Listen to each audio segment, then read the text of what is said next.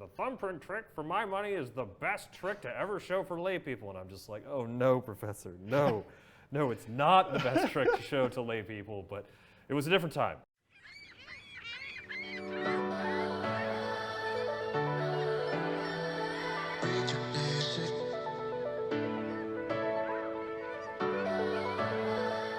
Hi there, Eric Tate here, hosting the Penguin Magic Podcast, and welcome to another Penguin Magic Top 10 video.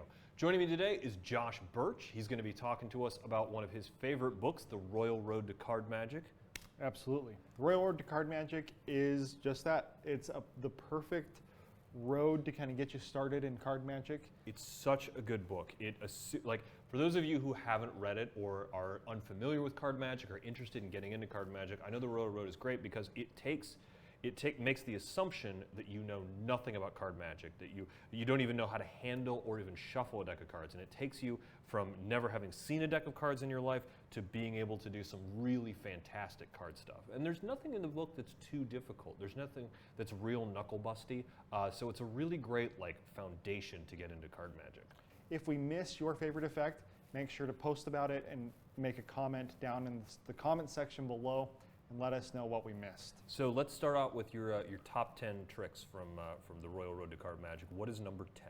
Number 10 is a spectator cuts the aces routine. It's called Poker Player's Picnic. Oh, Poker Player's Picnic is a super good routine. I know that I've had a number of students who've performed it for me over the years, but why do you like Poker Player's Picnic? The best version that I saw of it was, so the effect by itself is very hands-off. Mm-hmm. You hand the spectator the cards, you just walk them through a couple little motions, and they're able to apparently cut to the four aces. I love it because I once saw it presented as kind of this Spanish magician thing where the magician had several people around him. Oh, so it's sort of like everybody's getting involved, yeah. Yeah. Every single spectator cut their own portion of the deck, and then they moved the cards because there is kind of this placement that goes on, and then they all showed that they all cut to an ace. It's excellent. It almost sort of reminds me a little bit of sort of an R. Paul Wilson 3CM type effect. Not that they have anything, not that they're related at all, but the way you're getting people involved in that particular trick does really lend itself to helping you sort of learn to perform and get more people involved than just one-on-one card magic. But that's a really good one. Let's move on to number 9. Number 9 is an instinct for cards. An instinct for cards. Tell the viewers at home who may not be familiar with this trick what exactly happens. So this is a super clever application of the key card that allows somebody to shuffle the deck of cards. So being able to, I think that's really important to note there, that not every trick that involves a key card, in fact most of them, you can't shuffle the deck. And so being able to have a couple of those key card effects in your back pocket where you can affect that shuffle, just really it's a great way to throw off lay people who are a little bit too smart for their own good. Right. So this is a basic pick a card trick, right? Mm-hmm. You ask somebody to select a card and they return it back to the deck. But there's an apocryphal story, not apocryphal, it really happened, but of Paul Gertner hanging out with Johnny Carson and them kind of exchanging tricks back and forth. And Johnny Carson performs an effect at the very end of this meeting. And Paul claims that Johnny Carson fooled him with this effect. And as they're leaving, as they're saying goodbye, Johnny turns to Paul and says, "It's page such and such from Royal Road to Card Magic." I think that it's either this effect or an effect that I'm going to talk about in a moment. But this is a trick that you could probably fool some magicians that know a lot about card magic, because it's one of those things that you just overlook, and but it's something that could really, it's a real fooler. It's definitely, any time you're using a key card and you can do all those things where you can blow off the idea that you're using a key card, it becomes insanely more powerful. I know I was working with some key card stuff a few years ago where people did not realize I was using key cards because of the way I was doing it, and that knowing that you can do that can really elevate your card magic, even if you're just a beginner. But that's a very solid number 9. We are already swinging for the stars here with this. Give me number 8. Yeah, number 8 is jacks or wild. This is a faux second deal presentation. I love me some fake dealing presentations. But tell us a little bit more about jacks or wild. Yeah, so the whole time you're explaining to your audience how a cheater might steal some cards from the second position in the deck. So it's based on this old gambling effect, a very difficult gambling move, cheating move, which is the second deal. And you can apparently perform a second deal using this effect. You deal a couple winning hands using the second deal, and then you turn everything on its head and you give yourself a very, very powerful hand at the end. Pseudo gambling demonstrations are great because you're apparently telling your audience members like this is how you could cheat at cards, but you're actually cheating them about cheating at cards, which is really great. I know I do a couple of pseudo gambling routines. I can do the rough stuff, but the pseudo ones are a lot more fun because they can almost be more effortless and pretty. And and the stuff in Royal Road is already stuff that can be done to be effortless and very pretty. So this is definitely deserving of being in a top 10 list. Let's move on. Give me number 7. Number 7 is the pulse trick. Oh yes, the pulse trick.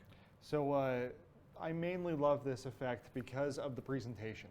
So it's this idea that you spread the cards out and they find their selected card with you taking their pulse. Yeah. So they're moving their hand up and down on the cards and you eventually find it.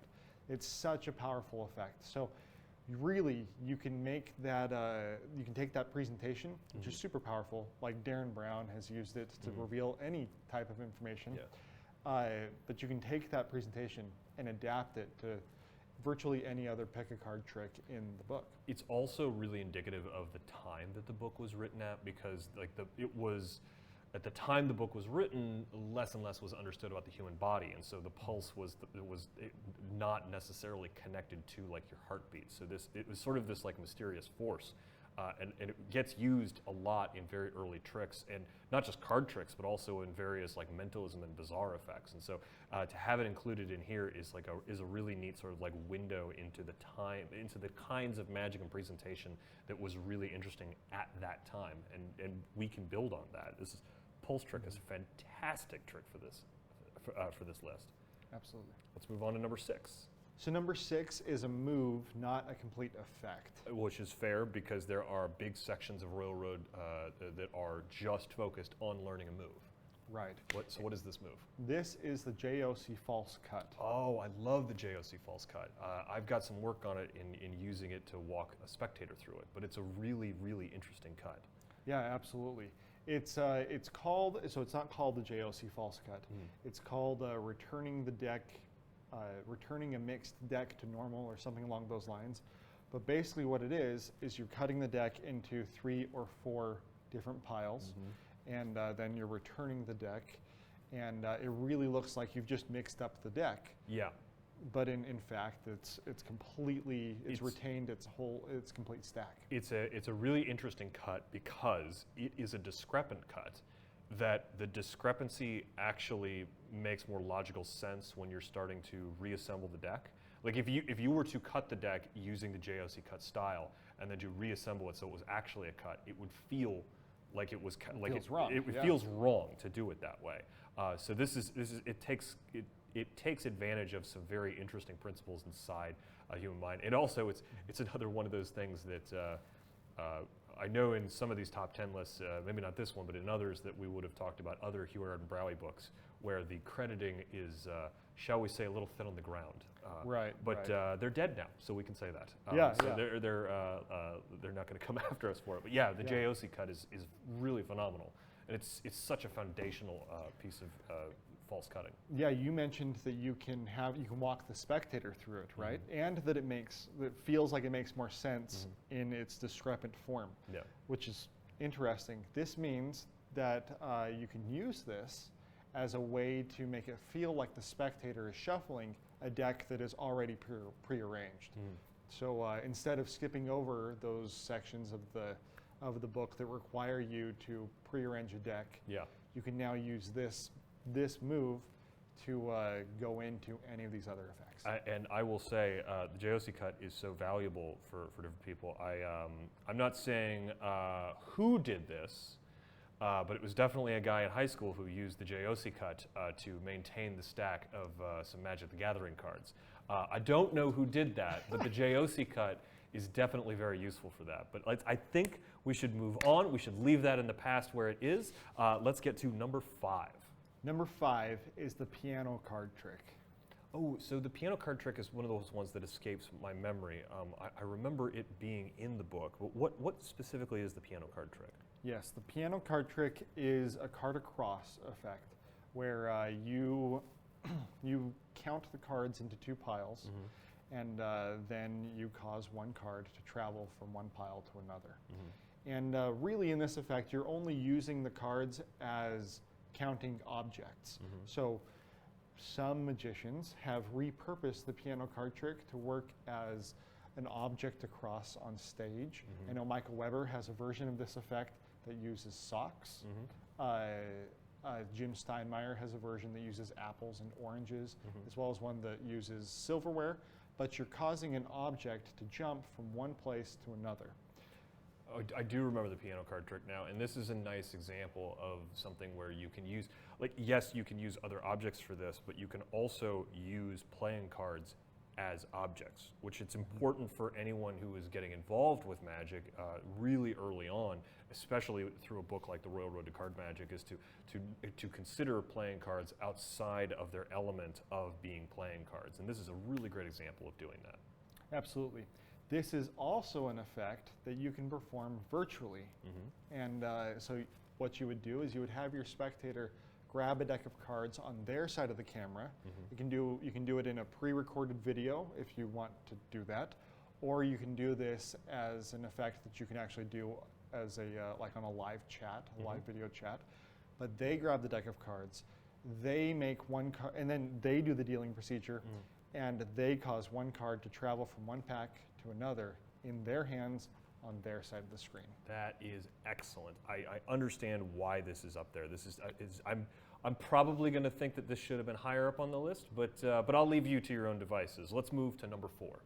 Number 4 is a poker puzzle, and this is another one of those Hugh Gardner Browy things. This is actually the Marlowe Gardner poker deal. And we talked a little bit about the second deal demonstration. This is another gambling demonstration that you do with a deck of cards that is super easy.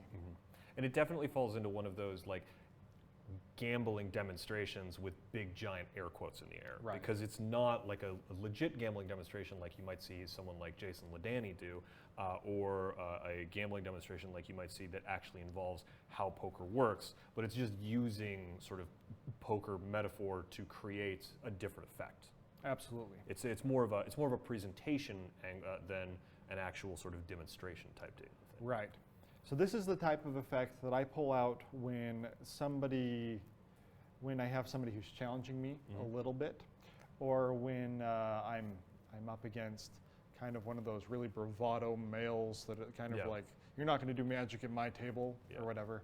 When I'm working, I get the deck kind of set up and ready, and then I say, well, I'll show you what I'm going to do. Then again, you pull back the curtain. And the whole premise behind this is that you're demonstrating how to bottom deal, how to false deal, how to deal cards from the bottom. And if you are good at bottom dealing, then you can do a perfect bottom deal. But if you're not, then you can just explain I'm pulling the cards off the bottom.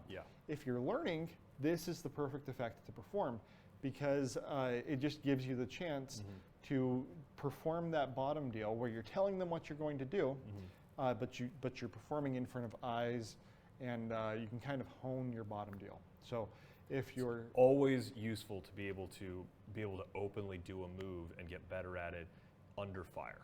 Because I think one of the things that I know I talk a lot about in my lectures is that if you want to learn to do the tough moves, you need to get the confidence to do them in front of people. And a trick like this is a great way to get that confidence to do those moves that might scare you. Right. And that's one of these effects that you can do. Basically, in the effect, you deal out a hand of poker and you show how you can give yourself the best hand. You then deal the cards again, and you deal the best hand to someone else, and then you reveal that you actually gave yourself the 4 aces. Or you can do it with, if you change the math a little bit, you can give yourself any hand you'd like. Yes. Excellent. A worthy effect. Let's move on to number 3, closing in on the top. Number 3 is the 3 piles. So this is the other effect that when I was talking about how Johnny Carson apparently fooled Paul Gertner, this is the other effect that I think he may have been talking about. In this effect, you have a card selected from one of 3 piles, and then you're able to determine which card was selected from an apparently shuffled deck. There are some extra shuffles and things that go into this to make it more than just a pick a card trick. And it's correct me if I'm wrong, but it's something that it's similar to the 21 card trick, but it takes a lot of the principles of the 21 card trick and sort of advances them further. Yeah, we talked a little bit about key cards. This uses kind of an underground principle that some magicians might hate for me even saying, but a floating key card. And so it's an application of that if you understand what you can do with this, it's a real fooler. You'll fool everyone. Floating keys are diabolical, and learning them early on in the Royal Road will definitely serve a student of card magic. Closing on the top, number 2. Number 2, and this could just as well be number 1, but I'm going to put it as number 2 for now, is do as I do. Do as I do. Okay. I feel like there's a lot of other effects on here that could then go way above this, but tell me why you think do as I do is number 2. Do as I do was the first effect that I ever performed that somebody thought that I was like possessed by the devil, that I was using like devil magic with. Totally understand. I mean, like do as I do is a super fooling effect that lay people love. I can't pinpoint what it is, but they love the do as I do effect. I mean, it fooled Penn and Teller, who probably, after thinking about it for 10 minutes afterwards, probably figured out what was going on. But it's such a good effect that really sucks people in. Yeah, you do need 2 decks of cards for this version. I think that it's actually preferable there. I play a lot of cards with my family, and we play games like Canasta, or we have a game called Pounce that uses multiple decks of cards. In that kind of a scenario, you just nudge whoever you're playing with and say, here, shuffle your deck, and then you go right into the trick. It's a really fun effect. You can do it with a virtually shuffled deck. And yeah, it's just a super powerful piece. Excellent. That's it. That brings us to number 1. Josh, what is your number 1 trick from the Royal Road to Card Magic? Design for laughter. So this is a version of the Dunbury Delusion, if you're aware of the Dunbury Delusion. This is one of Di Vernon, when he was asked to do a trick, this was his go-to trick. He would do this, or there's also the thumb.